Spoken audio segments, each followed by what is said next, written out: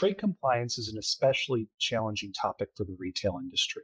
Textile goods are subject to complicated rules of origin and HS classification, while ESG concerns and forced labor legislation have been especially impactful to the retail sector. Amid the litany of challenges, the most topical is the reciprocal tariffs, which are based entirely on trade relationship imbalances. A significant amount of apparel is produced in South Asia and Southeast Asia, which have the most lopsided of trading relationships with the United States. Meanwhile, packaging and store supply programs, which were traditionally the easier import categories for retailers, are very heavily skewed towards China based production and thus got pulled in with the tit for tat escalation between Washington and Beijing.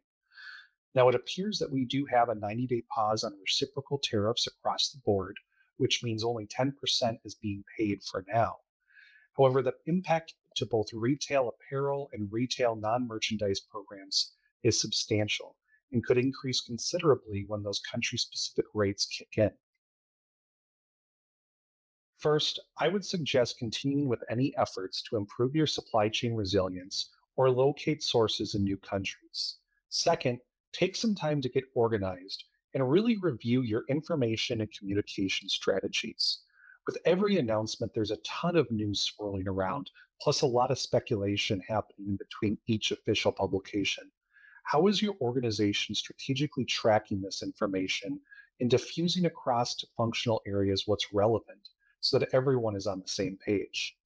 How are you tracking price increase notifications and duty bills to make sure they are triggering the proper review and getting actioned accordingly? My recommendation to you is to really think with each decision beyond the immediate dollar impact. How does it improve the overall supply chain resilience of your program?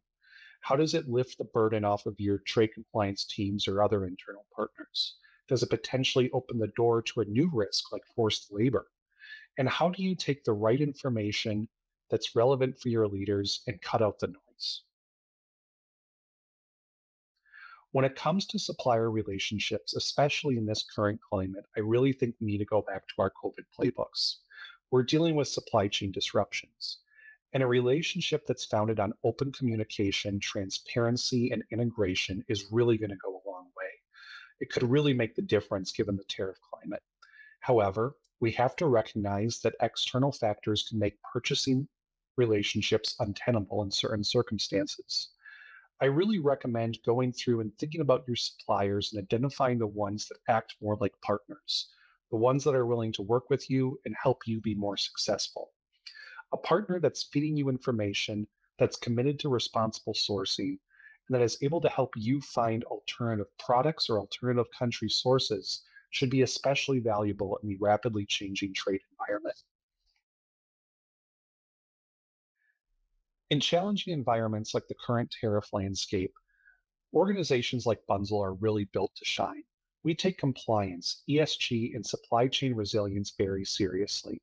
Not everyone values these topics, but when the storm hits, these investments really make a difference.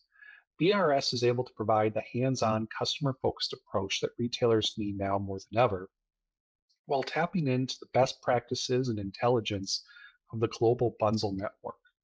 We have boots on the ground in Asia, sourcing teams that know how to locate less well known suppliers, and a global team of compliance professionals who can help make sure that if we need to be agile and pivot to a new product or region, that we don't suddenly open up a new issue like forced labor, incorrect classification, or anti dumping.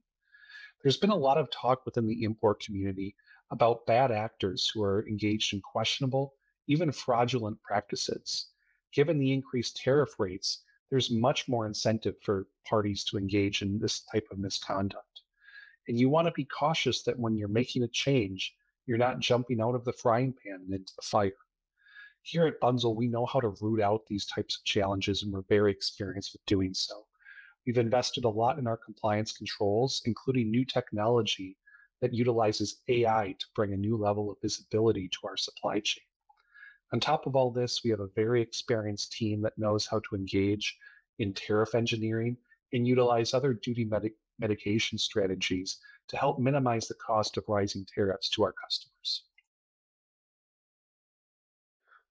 We are operating in an entirely new environment, which is increasingly difficult for companies involved in international trade. The mindset of a trade compliance program, or really of any supply chain professional, needs to adjust accordingly. There are many new technological tools that are helping to reinvent the space and add value. But most importantly, I think that we as professionals need to take a step back and reconsider our prior assumptions. We need to take a second look at how we account for risk, which goes far beyond just did we report accurate information to customs. And we should be looking to how we can help the business make more informed decisions.